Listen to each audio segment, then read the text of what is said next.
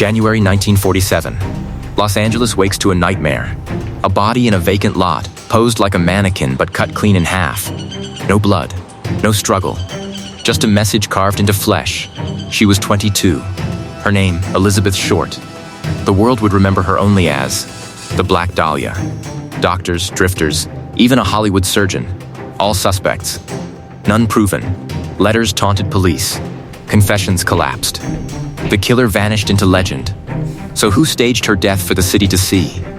And why has Los Angeles kept its darkest secret for nearly 80 years?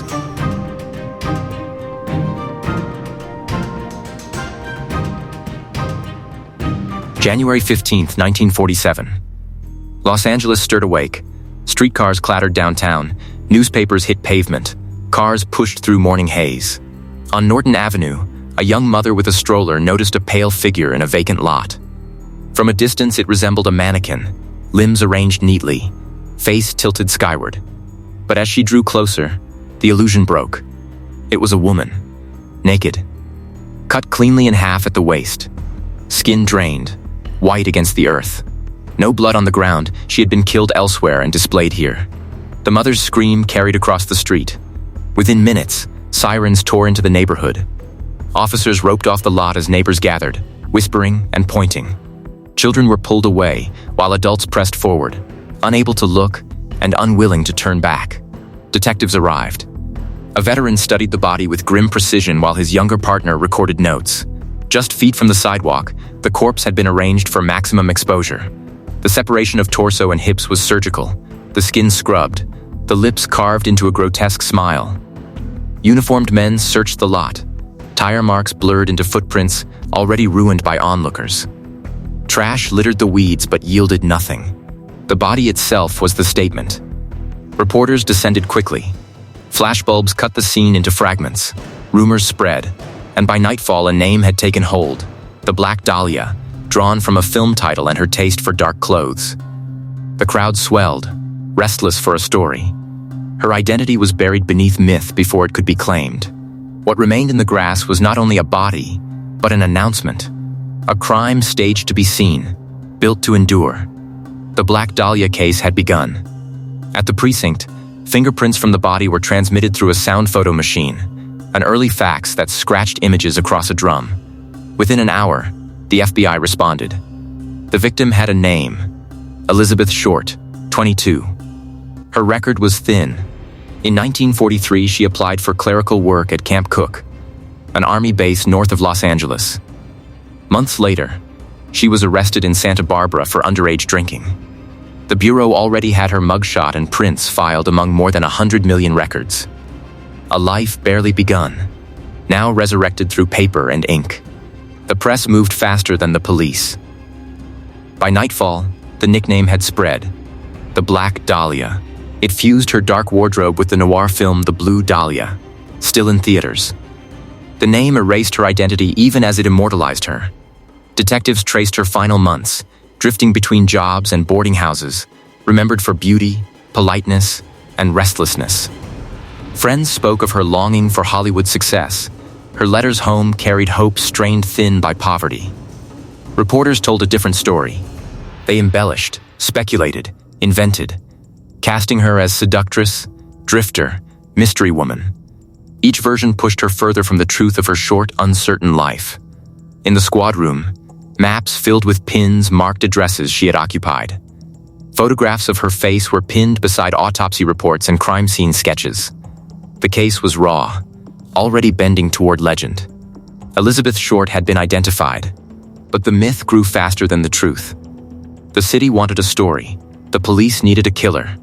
The balance tilted from the first day. Detectives traced Elizabeth Short's final months through boarding houses and rented rooms scattered across Los Angeles. Each stop revealed fragments of a life in motion, a pattern of constant searching and brief refuge.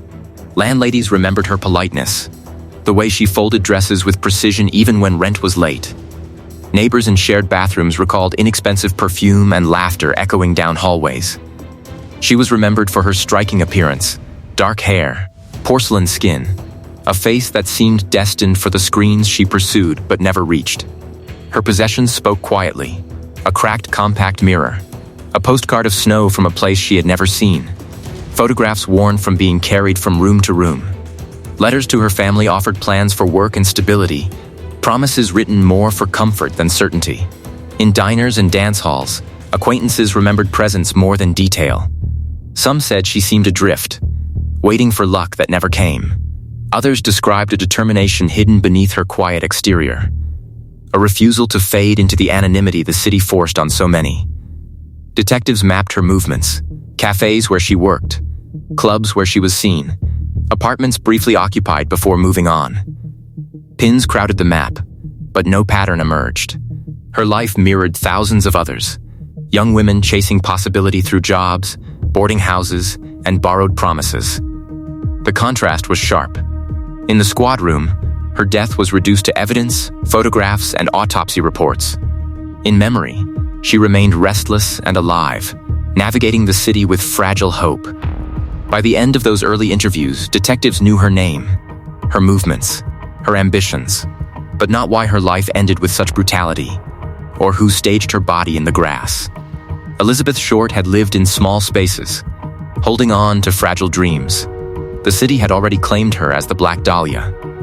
The coroner's report steered the case toward a chilling possibility. The cuts were precise, the torso separated from the hips with accuracy uncommon outside operating rooms. The body had been drained, scrubbed, and positioned with care. Investigators began to suspect medical training. Detectives combed hospital rosters and questioned students at the University of Southern California Medical School. Professors bristled at the suggestion, yet the dissection demanded explanation. This was not improvisation. It carried the discipline of practice. In the squad room, the theory reshaped the investigation. Files of doctors, surgeons, and interns filled chalkboards, names connected and erased. Still, no evidence tied any of them to Elizabeth Short. The press seized on the idea, turning suspicion into spectacle. Headlines shouted of a surgeon killer. Columns speculated about experiments, deranged doctors, students practicing in secret. Fact blurred quickly into rumor. Amid the frenzy, letters began arriving at police desks and newsrooms, some handwritten, others pieced together from clippings. A few carried fingerprints. Each claimed knowledge of the murder. Forensic experts compared them against FBI records, but no match appeared. The writer remained a phantom, feeding the city's appetite while offering nothing useful. The case widened. Detectives chased suspects across Los Angeles. Men with surgical backgrounds, drifters with violent histories, anyone whose movements overlapped Elizabeth's final days. Leads multiplied, then collapsed. What stayed constant was the precision. This was not a crime of rage alone. It was staged. The body itself was the message. As weeks passed, the theory hardened. Whoever killed her understood anatomy, dismembered with speed and confidence, and chose to leave the body in a way the city could not ignore. The murder was not only unsolved, it was staged. In the Hollywood Hills stood a house unlike its neighbors. Angular, stark, designed by Lloyd Wright, more fortress than home. Concrete walls rose against the slope, broken by narrow windows that admitted little light. At night, its silhouette loomed over the city like a watchtower. Inside lived Dr. George Hodel, a wealthy physician whose name would become one of the darkest shadows in the Black Dahlia case. Hodel was brilliant, connected, and private. He moved among artists, actors, and intellectuals, hosting lavish parties within the strange geometry of his home. Guests recalled music echoing through its rooms, the scent of absinthe, conversations that stretched until dawn. The house radiated secrecy, a place where reputations could be shed at the door. Years after Elizabeth Short's murder, suspicion shifted toward Hodel. Investigators noted his medical training, access to surgical instruments, and troubled personal life. In 1950, as part of a separate inquiry, the Lapt planted microphones in his home. The recordings captured fragments, cryptic phrases, hints of violence, whispers of corruption. Among them were words that chilled investigators. Hodel referenced the Black Dahlia, suggesting knowledge only the killer might possess. He mused that if he had committed the murder, police would never prove it. He spoke of vanished associates, dead servants, missing evidence. The tapes were muffled, incomplete, yet deepened suspicion that he knew more than he admitted. No charges followed. Soon after, Hodel left Los Angeles, living abroad for years. The mansion remained, its walls silent, its reputation sealed. Over time, it became a symbol, an architectural relic forever tied to one of the city's darkest legends. Decades later, Hodel's son, a retired lab detective, reopened the case privately. He pointed to the tapes, photographs, and overlooked fragments, naming his father as the prime suspect. His theory recast the house not as a home, but as a stage where secrets were rehearsed and crimes concealed. Nothing was ever proven. Yet in the story of the Black Dahlia, the Hodel house endures as more than concrete and glass. It stands as a monument to suspicion, its shadow stretching across decades, its silence echoing the question: did the man inside orchestrate one of the most infamous murders in American history? The Black Dahlia case swept through Los Angeles with more force than the investigation itself. Newspapers splashed Elizabeth Short's photograph across front pages, her dark hair and pale skin framed as both starlet and cautionary tale. The nickname, the Black Dahlia, outpaced her own, echoing from newsstands to radios until it belonged more to the city than to her. Crowds clustered at kiosks, hungry for detail. Papers cast her as mystery woman, temptress, victim of Hollywood's shadows. Fact blurred into invention. Headlines hinted at secret lovers and double lives, while the truth, of rented rooms and modest jobs, faded beneath speculation. Nightclubs turned her into a punchline, her death folded into cruel jokes. Rumors tied her to gangsters, producers, crimes she had never touched. Each version found an audience. The case became entertainment, a spectacle that filled columns and sold drinks. Yet unease spread. Women glanced over their shoulders, aware the city's promise of glamour carried danger. Mothers warned daughters of strangers, shadows, the cost of attention. The brutality of her death shattered illusions of safety. Los Angeles, lit in neon, revealed its darker script. For detectives, the noise was suffocating. Leads drowned in rumors. Confessions collapsed under scrutiny. False witnesses clamored for notice. Each headline spawned calls that led nowhere. The truth slipped further, buried beneath the city's imagination. Elizabeth Short became legend, and legend consumed the investigation. Her murder was no longer only a crime. It was a story Los Angeles told itself with fascination and fear. 2 years after the murder, the case flared in an unlikely place. A bellhop named Leslie Dillon wrote to the Lapt, offering theories on the killing. His letter was no idle speculation. It contained details never released, suggesting either inside knowledge or dangerous imagination. Detectives pulled him in. Dillon had once worked as a mortician's assistant, familiar with handling bodies. His fixation on the crime seemed obsessive, his answers evasive. For weeks he was treated as prime suspect. Theories hardened quickly. His anatomical knowledge, his fascination with Elizabeth Short, his shifting stories. Under questioning, cracks appeared. Facts unraveled into guesses. Other claims collapsed under scrutiny. What first seemed privileged knowledge proved explainable through newspapers, rumor, speculation. His credibility eroded each day. Still, investigators pressed, unwilling to let him go. Some believed Dillon was the killer. Others saw a fantasist chasing notoriety, tangled deeper in obsession. Disputes split the squad. After weeks, the case collapsed. No physical evidence, no confession, no link to Short. Dillon walked free, leaving only doubt. To the public, his name became another fleeting headline. To the department, another failure. He was not the first false suspect, nor the last.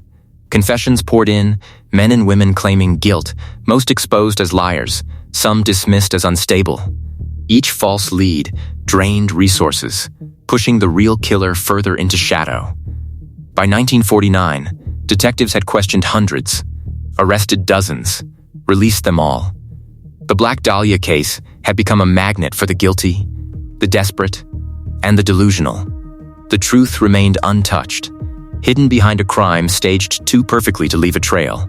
For one envelope carried Elizabeth Short's belongings, birth certificate, business cards, photographs, packaged with care, wiped clean, mailed with cruelty. Others taunted investigators, promising secrets, daring them to catch the writer. The tone was theatrical, the language deliberate. Whether sent by the killer or opportunists, The letters kept the story alive. Forensic experts dusted, compared, searched, fingerprints against FBI files, paper stocks, typewriter imprints. Every test ended the same. No match. The author remained a phantom. The press turned the letters into spectacle. Newspapers printed them. Readers devoured each note like a serialized mystery. Fascination grew while the case suffered. Evidence drowned in noise. False confessions multiplied. Solid leads were buried under theater. The letters suggested a killer who was not only violent, but manipulative. Someone who understood the power of attention. Yet none, not even the package of belongings, revealed identity. Each delivery pulled investigators further from truth, making the crime more performance than police work. By year's end, the stream slowed, but the damage lingered. Investigators could never prove which, if any, came from the killer. The words became another layer of myth, another voice in the noise that consumed Elizabeth Short's life. The Black Dahlia case had shifted from murder to narrative, controlled by unseen hands, written in ink and silence, delivered through envelopes that carried nothing they could hold. Months became years, and the urgency of the case hardened into a burden carried by weary men. Detectives chased leads across Los Angeles and beyond. Surgeons questioned, drifters tracked, jealous lovers examined. Every trail ended the same, inconclusive, unresolved. The files grew heavy. Reports stacked in drawers, photographs of Elizabeth Short yellowed on corkboards, maps bristled with pins that led nowhere. Each dead end deepened the silence around her death. For younger detectives, it was a lesson in futility. Suspects crumbled. Confessions collapsed. Tips blurred into rumor. For veterans, it became proof that some crimes are built to resist answers. The surgical cuts, the staged display, the absence of blood, all pointed to planning. Whoever killed Elizabeth Short had anticipated the investigation, leaving a crime meant to be seen but not solved. The city moved on, feeding on new scandals and headlines. But detectives could not. Every case they touched carried the shadow of the Dahlia. The brutality was unmatched, the failure unforgettable. In precinct halls, the file lingered like a ghost, opened, closed, never resolved. Fatigue set in. Some retired with the case unfinished, their careers scarred by its silence. Others left convinced the truth hovered just out of reach. The murder had taken more than Elizabeth Short's life. It had consumed years of pursuit, drained the energy of men chasing shadows, and left the department with one of its most enduring failures. By decade's end, the Black Dahlia case had become less investigation than monument, a reminder of how spectacle can drown truth, how myth can outlive fact, and how even the most relentless pursuit can end in darkness. Decades passed, but the case never closed. Files shifted from one detective's desk to another, each inheriting the same unanswered questions. Elizabeth Short's name endured, but always beneath the shadow of the one the press had given her. The Black Dahlia became legend. Suspects surfaced, then vanished. A surgeon tied to the neighborhood, a nightclub owner, a mortician's assistant obsessed with the crime. Most famously, Dr. George Hodel, whose fortress-like home carried whispers of guilt long after he left Los Angeles. None were charged. Evidence never reached certainty. The city folded the murder into its mythology.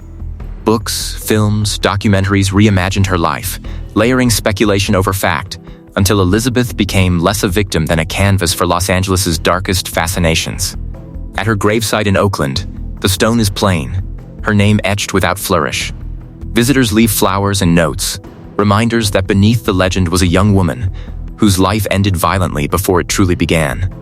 For law enforcement, the case remains one of its most haunting failures, the brutality unmatched, the investigation relentless. Yet the killer, always out of reach. For the city, it is a mirror of its hunger for spectacle, its neglect of truth, its uneasy balance between glamour and violence. The Black Dahlia remains unsolved. The lot on Norton Avenue is unmarked, ordinary now, but history lingers there. On quiet nights, the story returns, a body displayed, a name transformed, and a secret Los Angeles has never released. The city kept its promise of dreams for some, but for Elizabeth Short, it kept only its silence.